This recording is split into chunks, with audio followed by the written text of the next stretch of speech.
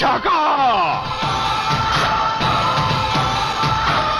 शाका, मुझे फख्र है तुझ पे, मुझे पूरा पूरा यकीन था। नमस्कार क्रिकेट प्रेमींनो, स्वागत आहे तुमचं आवडत्या मराठी महफिलमध्ये। आज आपण करणार आहोत इंडिया वर्सेस न्यूझीलंडचा संपूर्ण मॅचचा एक कडक पंचनामा। 238 रन्स। भाऊ, स्कोरबोर्ड बघून एकच प्रश्न पडत होता, हे T20 आहे की EA स्पोर्ट्सची क्रिकेट गेम? नागपूरमध्ये आज अभिषेक शर्मा नावाचं वादळ आलं होतं आणि किवी बॉलर्सना अक्षरशः उडवून लावलं। पण एवढ्या मोठ्या स्कोर मागे काही टेन्शन देणारे प्रश्न सुद्धा होते। ईशान किशनचा कमबॅक फसलाय का? संजू सॅमसनची संधी संपते का? चला सविस्तर काय आहे ते बोलूयात। सुरुवात करूया कालच्या खऱ्या हिरोपासून। अभिषेक शर्मा 22 बॉलमध्ये अर्धशतक, 35 बॉलमध्ये 84 धावा आणि 8 सिक्स। हे सिक्स बाउंड्री बाहेर नाही तर थेट स्टेडियमच्या बाहेर जात होते। आज अभिषेक ज्या पद्धतीने खेळला त्यात थोडा जुना युवराज सिंग दिसला, नाही का? विशेषतः ऑफ स्पिनरला समोरासमोर मारलेले सिक्स हे खूप मोठं स्टेटमेंट होतं।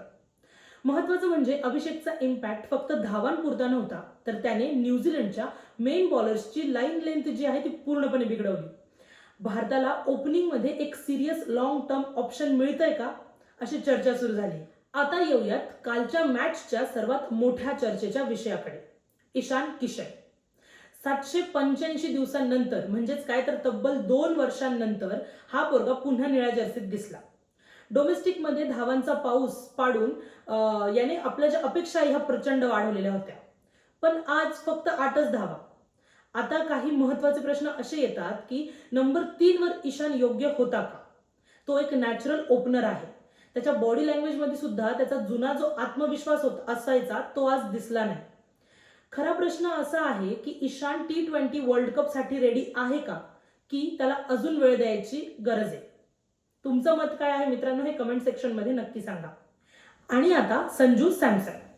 संजूच्या चाहत्यांसाठी कालचा जो दिवस होता तो पुन्हा एकदा निराशाजनकच होता। 10 रन, बस इतकंच। दुसऱ्या बाजूला अभिषेक शर्मा जेव्हा वादळासारखा खेळत होता तेव्हा संजू फक्त साथ द्यायची त्याला गरज होती, पण पुन्हा तोच प्रॉब्लेम, कन्सिस्टन्सी। आणि लक्षात ठेवा, टीम इंडियामध्ये स्पर्धा एवढी आहे की शुभमन गिल, यशस्वी जयस्वाल हे सगळे जे खेळाडू आहेत हे बाहेर बसून स्वतःच्या संधीची वाट पाहतायत। 2-3 चान्स जर गेले की तुमचा पत्ता कट। आणि शेवटी आपला लाडका रिंकू सिंग। स्कोर 200च्या आसपास थांबेल असं वाटलंच होतं, पण रिंकू म्हणाला, थांबा जरा, मी आहे की। 20 बॉल्समध्ये 44 धावा आणि शेवटच्या ओव्हरमध्ये तब्बल 21 रन्स। रिंकूचं खास वैशिष्ट्य काय माहितीये? की तो प्रेशर घेतच नाही। लॉर्ड रिंकू हा मीम नाही तर ती गरज होती, आणि त्याचं वाक्य तर आहेच, गॉड्स प्लॅन बेबी। आता बोलूयात बॉलिंग बद्दल। 239 रनांचं टार्गेट म्हणजे किवीज साठी करा किंवा मरा अशी सिच्युएशन होती, पण अर्शदीप सिंग आणि हार्दिक पांड्याने जे पहिलं स्पेल टाकलं, भाऊ निव्वळ नाद।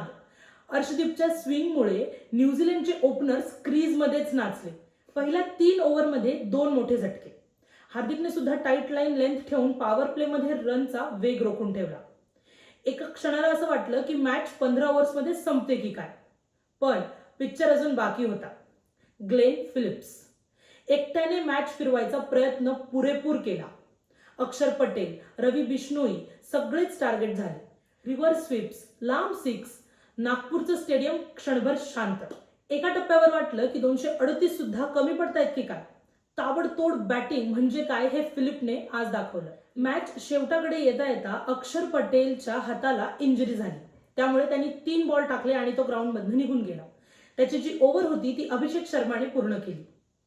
आता त्याची इंजुरी जी आहे ती किती जास्त सिरियस आहे हे आपल्याला न्यूज आल्यानंतरच कळेल, पण आपण सगळे एक आशा बाळगूया की त्याची ही जी इंजुरी आहे ही जास्त मोठी नसावी आणि त्यांनी लवकरात लवकर कमबॅक करावा। तर मित्रांनो, आजची मॅच म्हणजे फुल पैसा वसूल। अभिषेकचा धमाका, रिंकूची फिनिशिंग आणि अर्शदीप आणि हार्दिक पांड्याची पॉवर प्लेची मॅजिक।